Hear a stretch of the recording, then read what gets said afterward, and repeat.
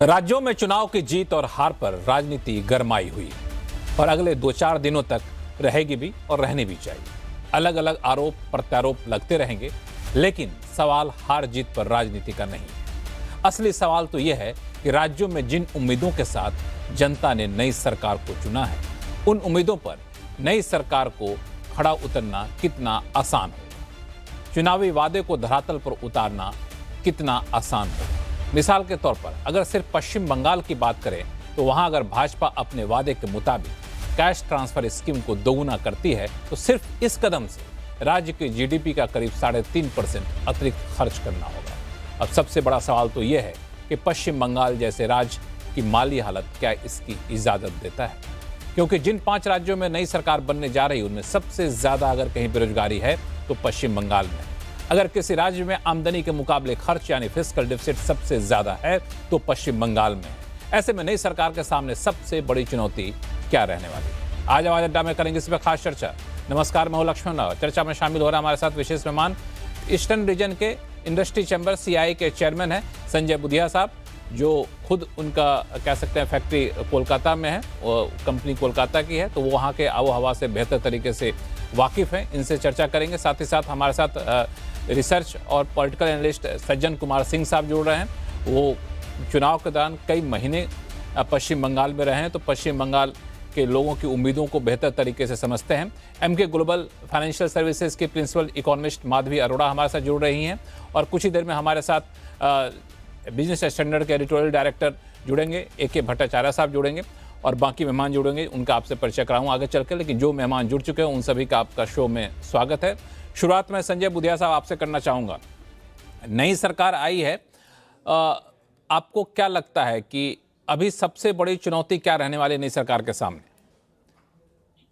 देखिए, सबसे बड़ी बात है कि लोगों के अंदर काफी अपेक्षाएं हैं, एक्सपेक्टेशंस है और सबसे खुशी की बात यह है कि काफी समय के बाद 40 साल या 50 साल बाद, जैसे हम बोलते हैं 1 और 1 11 होते हैं, तो पहले बार सेंटर और स्टेट दोनों का अलाइनमेंट है पॉलिसीज में, प्रोसीजर्स में और डिसीजन मेकिंग में। तो ये काफी बड़ा स्टेप होगा कि लोगों को लगेगा कि हाँ, हमारी कुछ भी प्रोजेक्ट होगी, हमारे कुछ भी प्रपोजल जाएंगे तो फास्ट ट्रैक में होगा और सेंटर की तरफ से भी disbursements plus new incentives, new announcements, ये सारी चीजें एक्सपेक्टेड है। देखिए, आपने बोला कि और क्या क्या चैलेंजेस हैं, अगर उसकी हम बात करें तो 2-3 चीजें मेरे यही सजेशन और सुझाव इंडस्ट्री की तरफ से रहेगा, जो कि मेरा अकेले का नहीं है, सब इंडस्ट्री की तरफ से। कि एक तो हम लोग को देखिए, आज कंपटीशन बिटवीन डिफरेंट कंट्रीज के अलावा बिटवीन डिफरेंट स्टेट्स हो गया अब, और ये पॉजिटिव कंपटीशन है।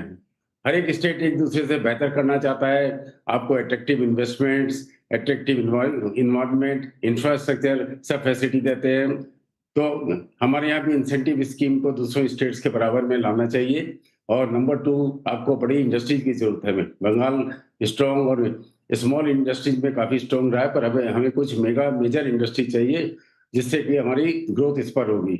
और इसके लिए जो यहाँ रॉ मटेरियल्स हैं वो सारे हमारे पास काफी संख्या में उपलब्ध हैं, पर हम लोग को लार्ज ट्रैक्ट्स ऑफ लैंड, तो जिसे किसी को डिस्टेबलाइज नहीं करते हुए भी लैंड अवेलेबिलिटी का जो है एक वो फास्ट ट्रैकिंग होना चाहिए। तो 2 चीजें आपको, एक तो लैंड एंड नंबर 2 इंसेंटिव्स, तो ये 2 चीजें इंडस्ट्री की इमीडिएट रिक्वेस्ट और रिक्वायरमेंट रहेंगी। बुधिया साहब, एक चीज और पूछूं फिर बाकी मेहमानों के पास जाऊंगा कि अभी अगर इंडस्ट्री लैंड की बात छोड़ दूं और ये सारी चीज़ें जो आपने जिक्र किया वो है और बुनियादी ज़रूरतें हैं किसी भी इंडस्ट्री के लिए, लेकिन राज्य स्तर पर अगर सबसे बड़ा चैलेंज आता है तो कहाँ पे आता है? ईज ऑफ डूइंग बिजनेस है, या फिर लॉ एंड ऑर्डर का एनवायरनमेंट है, या फिर इंडस्ट्री फ्रेंडली राज्य सरकार की पॉलिसी है? देखिए, मेरे ख्याल से इन फ्रंट्स पे कहीं कोई चैलेंज नहीं है। चैलेंज यही है कि एक तो हम लोगों को अपने स्टेट की मार्केटिंग और अच्छी करनी है। बंगाल के अंदर में जैसे बोलते हैं हाफ ग्लास फुल या हाफ एम्प्टी, तो हम लोगों को अपना जो बिजनेस का बंगाल की जो छवि बनी हुई है कोई भी कारण से, तो उसको और ठीक करनी है, द्रुत गति से ठीक करनी है। और ये जब 3-4 चीजें जो मैंने बताई हैं तो उसका भी इमीडिएट इफेक्ट आएगा, लोगों में कॉन्फिडेंस बढ़ेगा। जैसे मैं ये भी कहूंगा कि कुछ लोग, जैसे हमारे यंग पॉपुलेशन को लगता है कि हम लोग और जगह शिफ्ट हो जाए, हैदराबाद, बेंगलोर, कुछ बाहर लोग भी चले जाते हैं, पर अब उन लोगों में भी कॉन्फिडेंस आएगा कि ठीक है, सेंटर और स्टेट दोनों 1 और 1 11 मिलके अब काम पढ़ेंगे, तो एक कॉन्फिडेंस बहुत बड़ी चीज़ होती है। तो हम लोगों को कॉन्फिडेंस जनरेट करना है और उसको फास्ट ट्रैक करना है। बिल्कुल, आप हमारे साथ बने रहें, लेकिन ये जो आपने सुझाव दिए उसको कैसे इम्प्लीमेंट किया जाएगा ये भी एक बड़ा सवाल होगा, उस पर हम लोग आगे चलकर आएंगे। लेकिन बिजनेस स्टैंडर्ड के एडिटोरियल डायरेक्टर ए.के. भट्टाचार्य साहब हमारे साथ जुड़ चुके हैं। सर, आपका स्वागत है हमारे शो में। सबसे पहला सवाल कि आपने वहाँ के इकोनॉमी का रिसर्च किया होगा, केंद्र सरकार के इकोनॉमी का रिसर्च आप शुरू से करते भी रहे हैं, तो आपको क्या लगता है कि यहाँ से मुख्य धारा में वहाँ की इकोनॉमी को लाने के लिए क्या कुछ करने की जरूरत है अगर टॉप प्रायोरिटी की बात करें तो? देखिए, मैं समझता हूँ कि इस वक्त जो पश्चिम बंग की जो जो आर्थिक स्थिति जो है दो तरफ की है। एक तो है कि सरकार की स्थिति, जो सरकार की जो स्थिति जो है वो काफी अच्छी नहीं है। डेट 40% ऑफ जीएसडीपी है और जो फिस्कल डेफिसिट जो है वो काफी बढ़ चुकी है। तो मैं समझता हूँ कि एक तरफ तो सरकार को अपनी जो फिस्कल प्रूडेंस की जो रिस्पॉन्सिबिलिटीज जो हैं उसको अपनानी पड़ेगी। और जैसे आपका भी जो इसमें जो दिख रहा है वो वेस्ट बंगाल का दिखा रहे हैं 3.2% फिस्कल डेफिसिट और 1.7% रेवेन्यू डेफिसिट। तो एक हुआ सरकार की जो जो खर्चे करने की जो क्षमता जो है वो काफी सीमित है। और दूसरी तरफ है कि पश्चिम बंग में बंगाल में आप क्या चीज ला सकते हैं। मैं समझता हूं कि इस वक्त जो बड़े बड़े इंडस्ट्रीज जो हैं उससे आपकी नौकरी की समस्या समाधान उतनी जल्दी नहीं होगी जितनी ज्यादा होगी अगर आप एमएसएमई के सेक्टर के ऊपर ज्यादा जोर दें। इस वक्त जो जो आंकड़े बता रही हैं कि एमएसएमई सेक्टर की जो शेयर जो है सिर्फ 10% है देश में।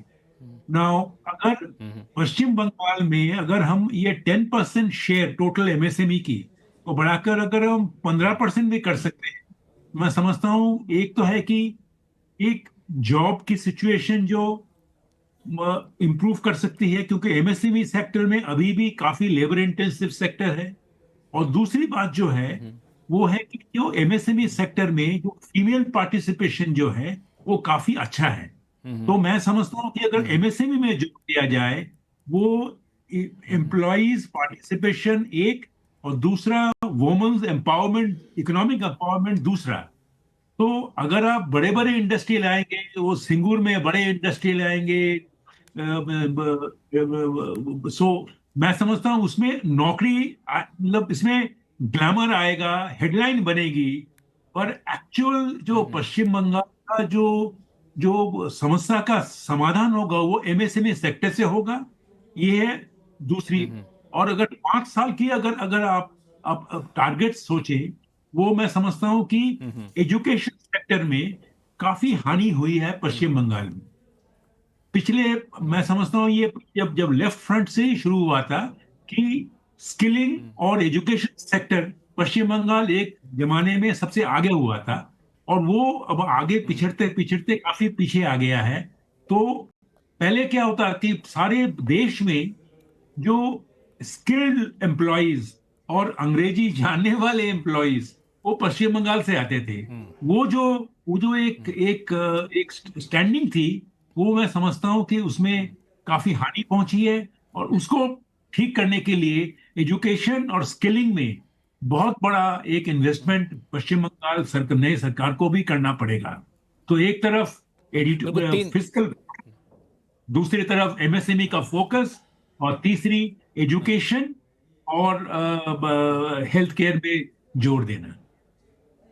बिल्कुल, दरअसल ये 3 चीज़ें जो आपने बताई हैं, 3 पिलर एक तरीके से कहें वहाँ के डेवलपमेंट के लिए, मैं उसी के आसपास अपने सवालों को रखता हूँ फिलहाल, क्योंकि काफ़ी इंपॉर्टेंट आपने पॉइंट उठाया है। माधवी, मैं आपके पास आना चाहूँगा। अभी ए.के. भट्टाचार्य सर कह रहे थे कि फिस्कल स्पेस, फिस्कल प्रूडेंस की एक बात है, लेकिन अचानक से एक पश्चिम बंगाल जो वेलफेयर स्टेट ज़्यादा रहा है, जहाँ पे कैश ट्रांसफ़र जैसे स्कीम सबसे ज़्यादा पॉपुलर थी और राजनीतिक दबाव में ही सही भाजपा ने वादा भी कर दिया कि हम दोगुना कर देंगे। अगर इस तरह की स्कीम को वहाँ लागू करती है तो फिस्कल प्रूडेंस के रास्ते पर बने रहना कितना आसान होगा? So I think I'll agree with Bhattacharya sir that वहाँ का स्टार्टिंग पॉइंट ही काफी डिफिकल्ट है. They're sitting with a debt which is more than 40% of GDP, much higher than the average state debt that we have. और अगर आप waste Bengal का budgeted इस साल का बजटेड फिस्कल डेफिसिट देखेंगे, that was close to around 3%. Now जो schemes उन्होंने अनाउंस करी हैं, उसका incremental cost itself is more than 3% of GDP. तो अगर वो एक्चुअली उसको इम्प्लीमेंट करेंगे over and above the budget, तो आप 6% के ऊपर अपना एफडी लेके जा रहे हैं, which is obviously not sustainable, not possible, not even aligned with the FRBM Act. तो काफी हद तक बेसिकली जो स्कीम्स उन्होंने अनाउंस करी थी प्री बजट पॉपुलिस्ट पोल प्रोमिसेस, वो कितने एक्चुअली इम्प्लीमेंट होंगे, और उसमें से काफी हद तक फ्रीबी लेड इकोनॉमी है अगेन वो. तो जो प्रोडक्टिव इन्वेस्टमेंट है, प्रोडक्टिव रेवेन्यू एक्सपेंडिचर है, वो दोनों पे दोनों सफर कर सकते हैं अगर आप बहुत ज्यादा freebie led economy पे जा रहे हैं, which is the culture that you've seen in the last 4 years or so, which has been the most popular formula for winning elections across. We've seen that in the states, as has also played around. उन states का fiscal position काफी अच्छा था जब भी elections आए, पर वहां भी अगर देखो महाराष्ट्र जैसे स्टेट जहाँ 2% के आसपास fiscal deficit था, वो 3% के आसपास ओवर कर रहा है. इवन तो उन्होंने काफी हद तक अपनी सो कॉल्ड स्कीम्स को कर्टेल भी किया. तो वेस्ट बंगाल अगर वो सेम मॉडल भी अपनाएगा तभी भी उसका फिस्कल स्ट्रेन काफी होगा. और state which is already lagging behind a lot of other states in terms of development matrix, I think the focus probably will be still more on fulfilling those so-called promises than focusing on development economics plus the capex expenditure that they've been lagging.